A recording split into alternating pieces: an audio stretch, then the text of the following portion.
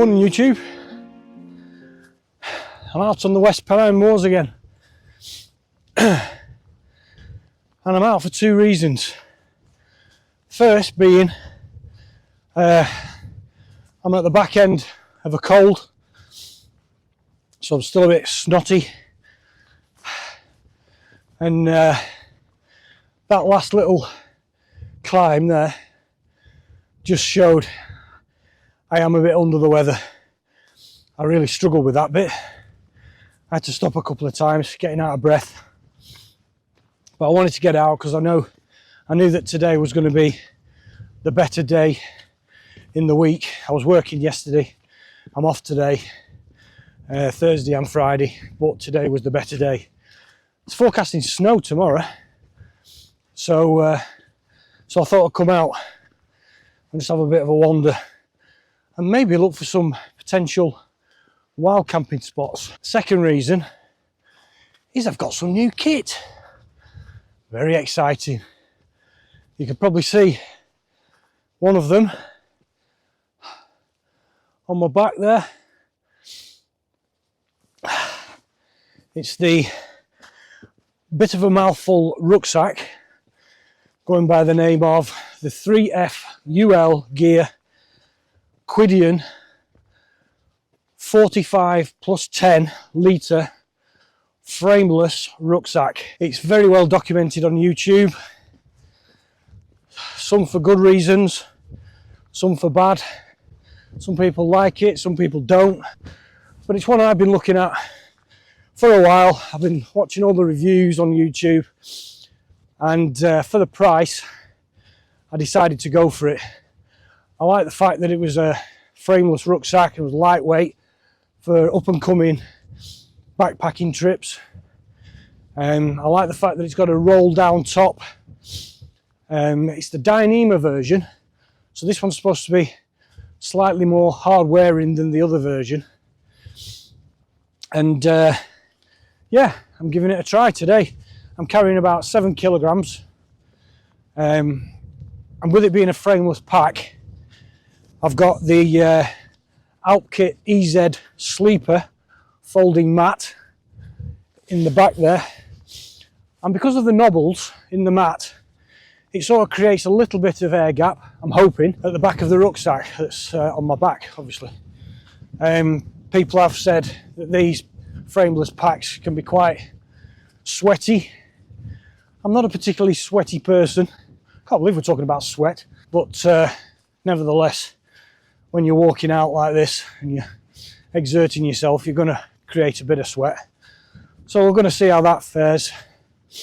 So like I say, I'm carrying about 7 kilos, just to see how it goes really. It's very comfortable.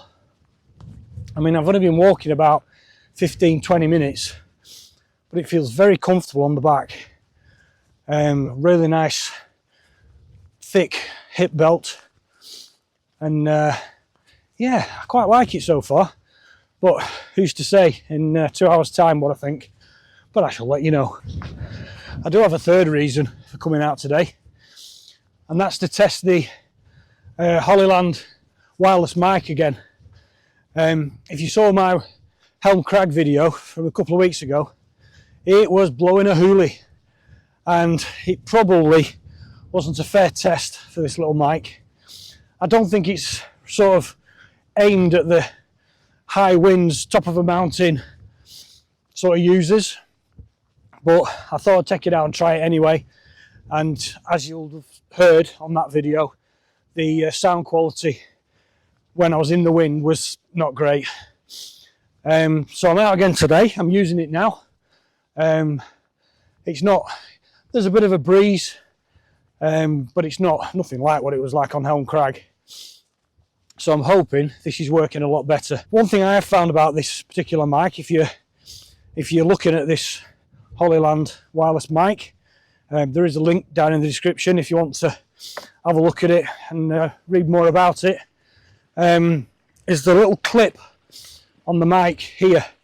It's tiny, and what I did is I attached a little elastic band and fed it through my zip puller and sort of wrapped it around the clip on the mic, And literally just 10 minutes ago, I was doing a bit of filming, and when I set off again, I looked down and I noticed the mic had come unclipped and it was just dangling by the elastic band. So that is something to be aware of, and something I need to modify a little bit more permanent, maybe a little tiny piece of thin paracord or something like that. So I'm never going to lose it, because I'd be really annoyed if I lost that. Right, we're heading up to the tops. I'm heading toward the Great Hill again. Last time I was up here with Steve and Dave, it was snowing, all this was covered in snow. But I'm struggling a lot more today because of my man flu. So I'll bring you back when we get near the top.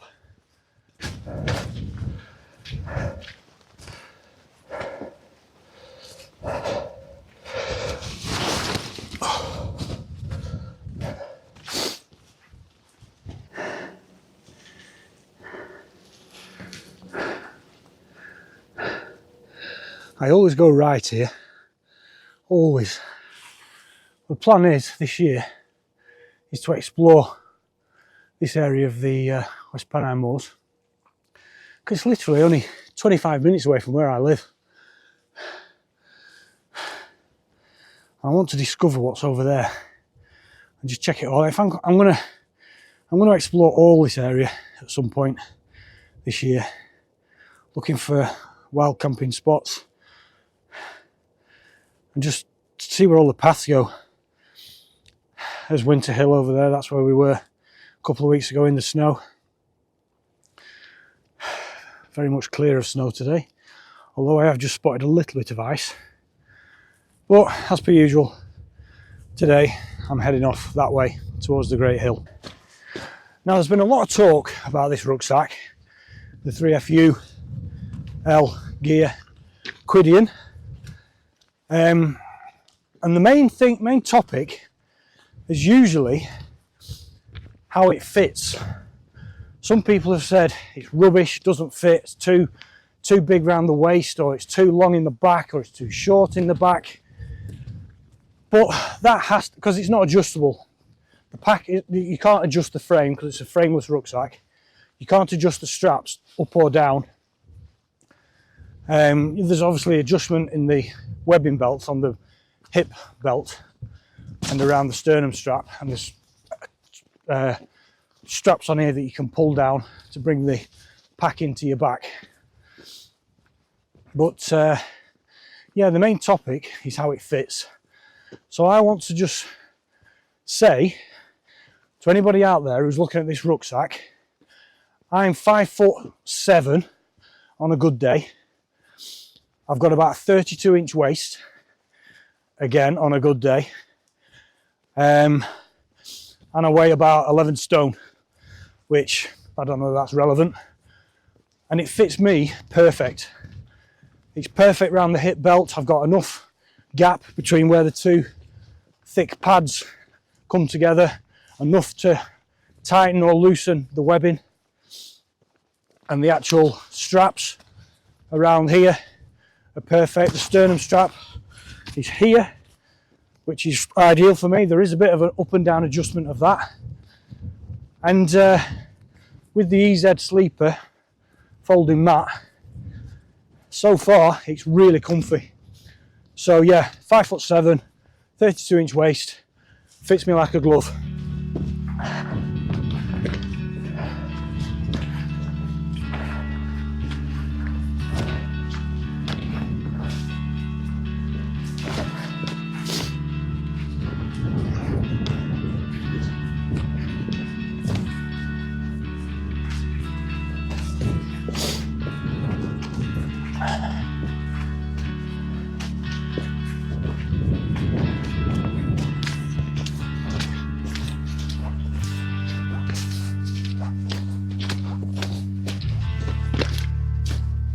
See what I mean?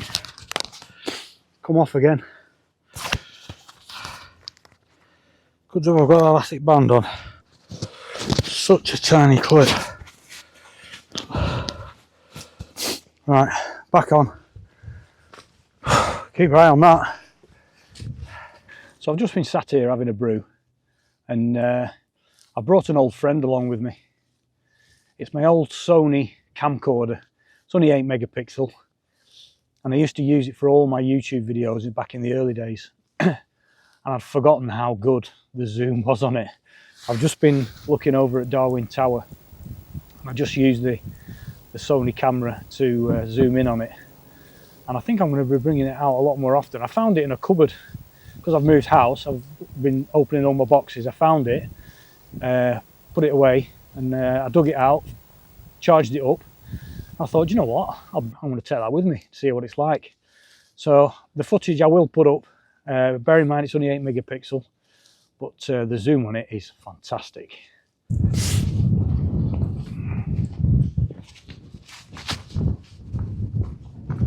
I just want to take this opportunity to say a massive thank you to everybody that's sort of welcomed me back after my long absence. There's been some really nice comments from you, just asking how I was and hoping everything's okay, and I really do appreciate that. It's really nice to hear. It's great to got a bit of erosion here. It's a good job I was paying attention then. Yeah, I really do appreciate the support, and I do try and read all your comments, and I try to reply to them as and when I can. But yeah, thanks very much. I really do appreciate it. If you are new to the channel, then please do consider subscribing. Don't forget to hit that bell icon as well, so you'll be notified of any future videos that I might be uploading, just like this one.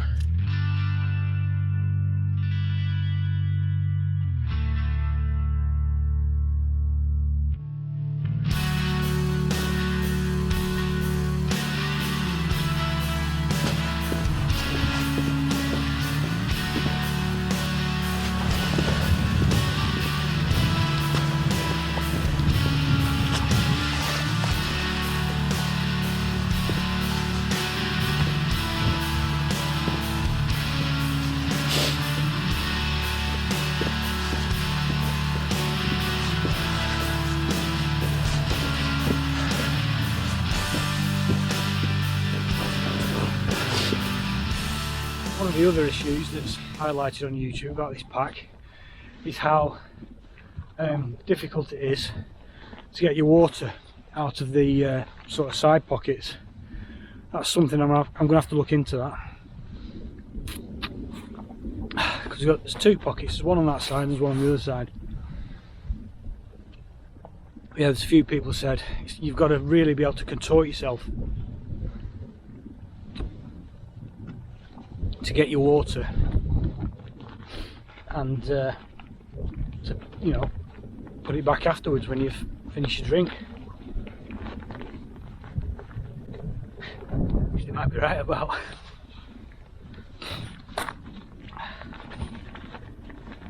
And my hiking poles in the way. Just checking the back of my pack. There's no sweat on that bit. Seems alright to me. Oh.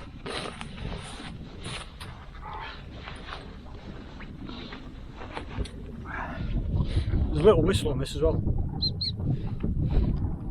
Incidentally, I'm back on the Osmo Action mic because my wireless mic, the little bit here, as the battery's run out. I didn't charge it before I came out. I thought it'd be enough. You get about 8 hours, I think. But I did use it on the Helm Crag. Right.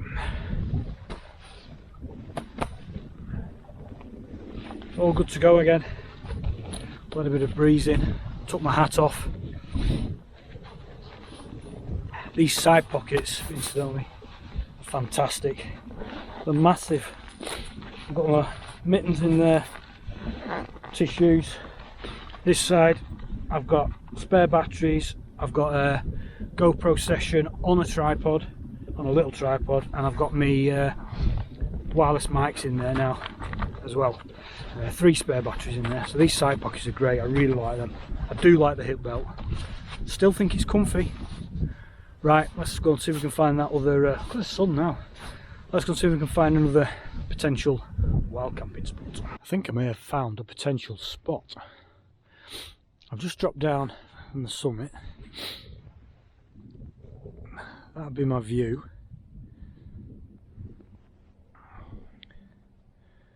Looking out towards Winter Hill. It's quite sheltered. Now it doesn't look much down there. Looks a bit bobbly, but it's quite soft. I reckon I could get in there,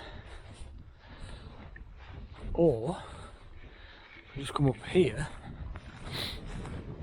There's another bit here, which again doesn't look great, probably not as flat.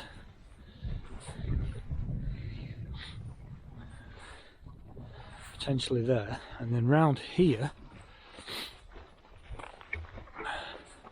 I've got this little bit here which looks like it's been used by the sheep, but that will make a great place to sit and cook. I could just park myself on there or there, and that'd be ideal. Just sit there. Oh. Tent there, or bivvy bag, or there.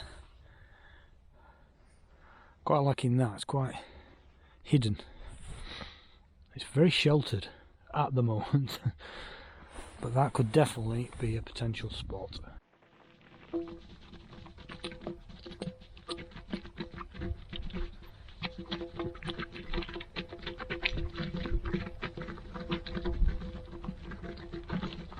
Now there's something you don't see every day. An elderly guy hiking up a hill, dragging a tyre behind him on purpose because he wanted to. Fair play. So I'm heading back down now. The weather's still unbelievable. Sun's still out. It's not too windy. Really pleasant. I had a good day out. Found several places that are not suited to wild camping. I found one spot that could be okay, the last one I showed you, but after I'd left there I decided to wander back up to the path, and it took me about 10 paces and then I was on the path. So I thought, is that a bit close to the path? So I'm like that on that one. But if I get up here late enough, it might not be too bad. But yeah, it's been a great day. I mean, look at this.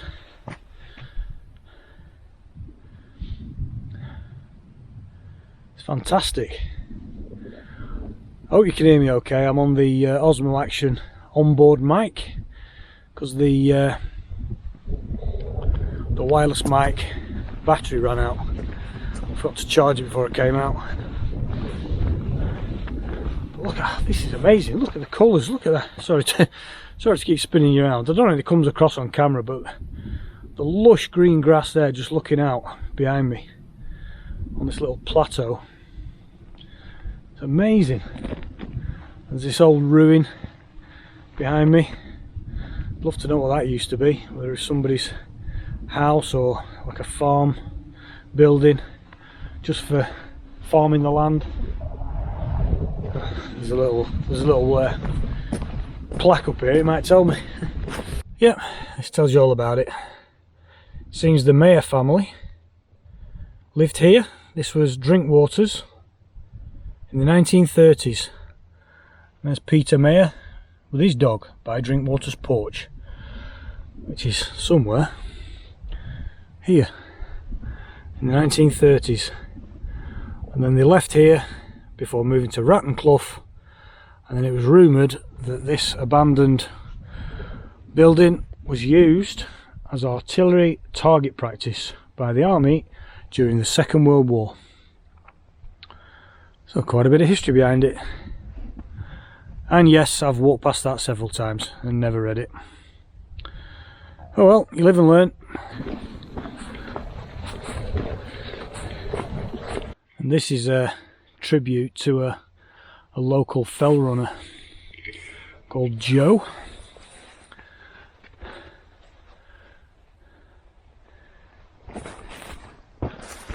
There's Joe, the fell runner. And this, around these parts, is the famous Joe's cup.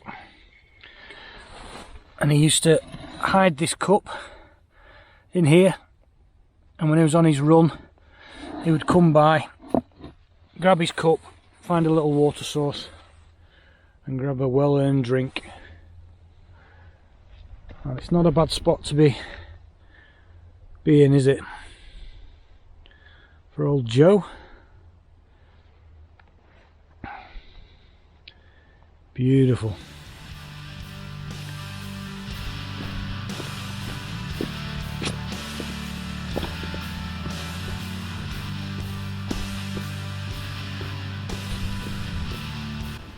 Right, we're nearly back now. Just heading back down to the van. Like I say, I've had a brilliant day. The pack's been really good, the rucksack. Really comfy. The hip belt, it's a good thickness. Fits really well, but you've got to get it just right. Otherwise it does dig in a little bit, which some people have mentioned. But I think if you get it right, and you're the right size and shape, then I think you'll be okay. But yeah, I love the features of the rucksack, really good. So I think I'm going to wrap it up here. So I hope you've enjoyed that one. If you did, please give us a thumbs up. And if you haven't yet subscribed, then please click on that subscribe button.